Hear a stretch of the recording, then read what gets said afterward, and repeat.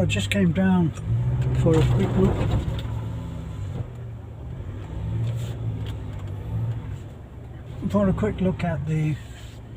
At the property that we're working on, and a lot being done since then.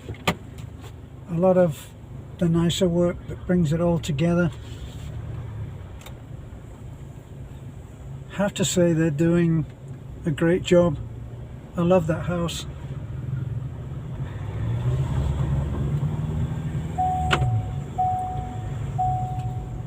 You know,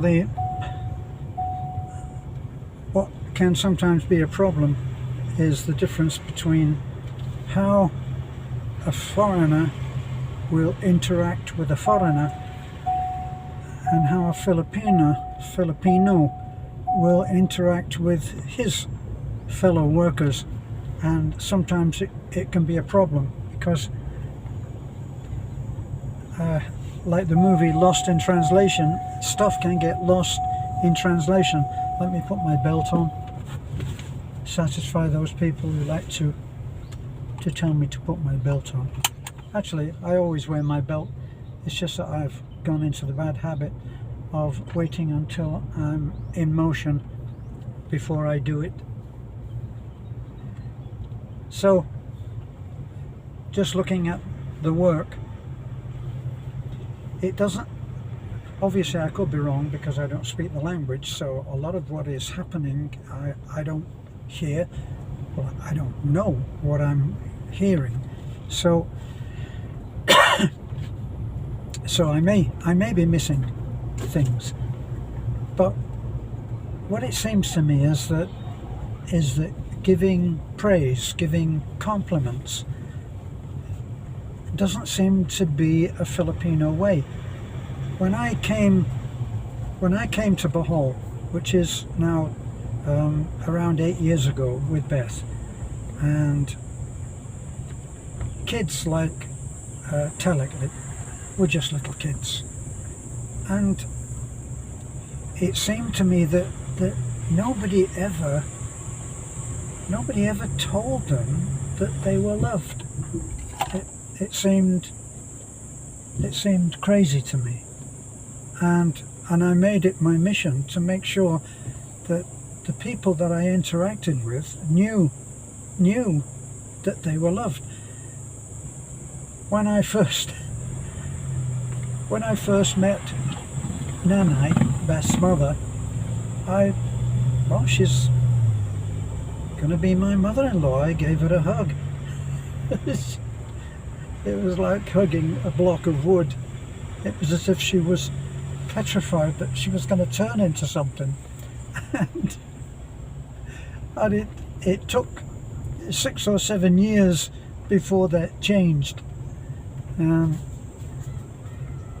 I remember that once when I was round at Beth's brother Timio's place, and I brought up that subject, and I asked all of them, do you tell your mother that you love her? Do you tell your son that you love him? Do you tell your husband that you love him? Do you tell your wife that you love him? Don't you ever just hug them and say, I love you? No. I mean, they were quite embarrassed by the question. They didn't do that. And yet, I don't think that this is the Filipino way. I think that maybe this is just what I've come to realize is a community of hilltop farmers. I've known my brother-in-law Rado, who is wonderful. I call him the man of not the man of steel, but the man of iron, because he is incredibly strong, incredible worker, but he's a silent man. He's what I always jokingly refer to as he's a man of few words. In 8 years of knowing him, I've never had a conversation with him. Now obviously you're going to say, well, do you speak his language? No, I don't. with lots of children. I don't speak their language, but I can make them smile, and I can make them be comfortable so that they're not afraid. For many children that we meet, for the work that we do, the mission to help the poor, many of the children say have never interacted with a foreigner. So we're like some kind of, I don't know, not a monster, but they're almost afraid. Now you'll be able to see it in this shot of me. In the background, you'll be able to see that there are 2 sheets of plywood for the kitchen that I'm building. And when I got to the place where I was buying the plywood, there were seven kids, and they're all clustered around, and it must be a place where they meet, and they're all there, and they're hanging out, group of friends, and they're all hanging out, and they ranged in price, they ranged in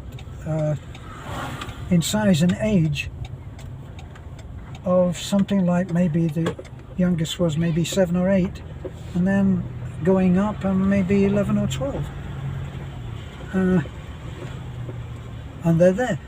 And because I smiled, they immediately relaxed and started smiling and started joking. They may have had the joke on me, how would I know? But I choose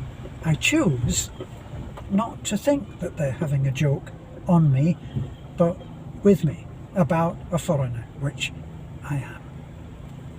So when I paid for the plywood, it was actually much cheaper than I had originally been told.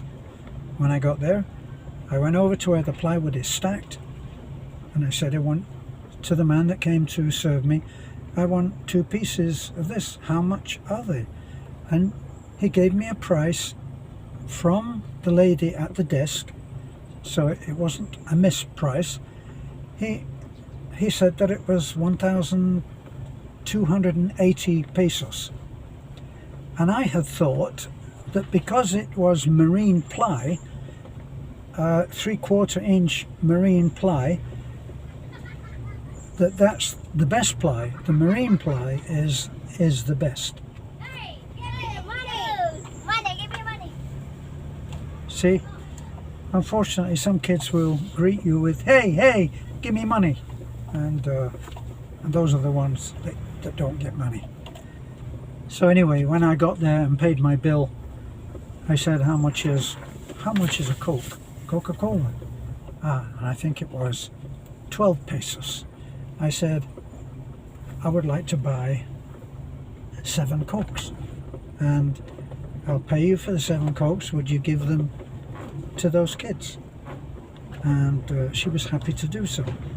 And when I went back to the truck, they were all smiling. They had their Cokes, and for a pittance, $1.50, I'd made a load of kids smile.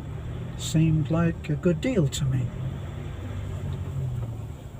So this whole thing of being able to convey some kind of love, affection, willingness to like, willingness to tell that something is good.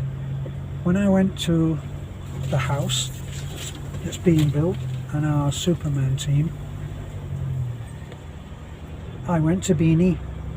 I gave them 200 pesos so that they could go and get some Coke. They were having a break. And then I found Beanie, and I told Beanie, it looks great. And I patted him on the shoulder, and I pointed to my heart, and I said, you should be proud of what you've done, because it's great. he was intensely embarrassed, which confirms what I'm saying, that it's not something that seems to be in the psyche of Beth's family, who are hilltop farmers. Beanie is actually a naturally clever man, and he has organized and controlled everything that has happened there. There were some things that I was not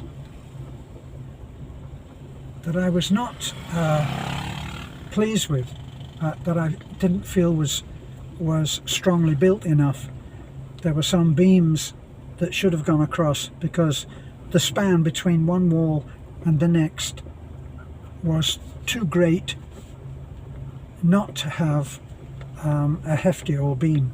So for me, I like overbuilt, under-designed, overbuilt. And so I told him what I wanted, and I told him that I wanted the beam corbelled at each end, and he understood that, and he did a beautiful job of doing it. Corbelling is where the beam comes along like this, and then it goes down like that. And so it actually is a support that's basically like that, but it's more like this, look. It goes down in little steps, corbelling. He understood it, and he did it, as I say, beautifully. And I keep telling him, learn to study, learn to read and study, and you will be a rich man. And he only laughs. So, back to the porch in front of Timio's house. Nobody, not one, out of sons, daughters, wife, husband, none of them. So you've got everything there. You've got every combination. You've got mother to son, son to mother, mother to daughter, daughter to mother, father to son, father to daughter, father to wife, wife to father. All of the combinations are there for any human interaction, and yet they don't do that. I remember reading some research where they'd gone to children and asked children the question, I'm paraphrasing it, but this is pretty well what it was. What do you think about love? And I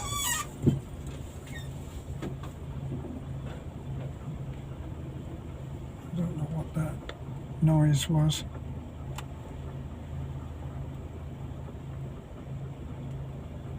Sounds like a groaning. It's the undergrowth on the side of the truck. So they asked the kids, what do you think about love? And the one that had the biggest effect on me was an 8-year-old girl. And when they said, what do you think about love? She said, I think if you love someone, you should tell them. But you should tell them often, because they forget. And isn't it strange that when I first came here, I said to Beth, I was curious, Beth, do you ever tell your mother that you love her? No. Why not? Well, she knows. Doesn't Anna ever tell you that she loves you? No. Well, I know she loves me. And yet, Beth tells me every day without fail, that she loves me. And yet, in these other important relationships, they're not doing that. And it just seems strange to me. So the little girl had it right, I think. And I remember that when I posted that on as a little anecdote on Facebook, a friend that had once been a neighbour wrote to me, and she said, thank you thank you for reminding me that's what should happen. And of course, America does have some great things about it. So many great things about it. And one of the things that they used to say is, "Have you hugged your kid today?" It's important. It's important, and it's not as common as you might think, because people don't say these things unless, like Beth, because I'm her husband, I'm her loving partner, husband. She tells me every day she loves me. She wants me to tell her every day. When she tells me she loves me, I say, "I love you more." But people don't do this. And if you extend that just a little, it extends to physical touch. Now there's, in a book that I have on Filipino etiquette, in other words, the way that things are done. Etiquette sounds like a very stuffy word to me, but in the way of the Filipino, they have things which are okay and are not. And it said that physical touch was not something that would be easily comfortable for some people, except what is acceptable is to touch someone on the elbow. If you were to take someone, if you were crossing the road with my nanay, my mother-in-law, I would take her arm, but that might be a little too personal, so you take her by the elbow, and then that's okay. But that was in that book. I've personally found that touching someone on the shoulder is neither, it's not, there's no gender to it. You touch a man on the shoulder, touch a woman on the shoulder, and it's an exception. It's an accepted way. It's not invasive. Now, I also read some other research. I'm fond of reading psychological research, and one of the things that they did in this particular piece of research was on what was the effect of the kind of physical touch that I've just been talking about. Touching someone on the shoulder, non-invasive, but it has a huge effect. Now, back in the days when telephone booths were big enough and with a door to allow Superman to change into his uniform. By the way, I never ever found out what happened to his clothes. Did anybody going in after Superman had changed into his uniform, did they find a complete set of clothing big enough for Clark Kent? I wonder.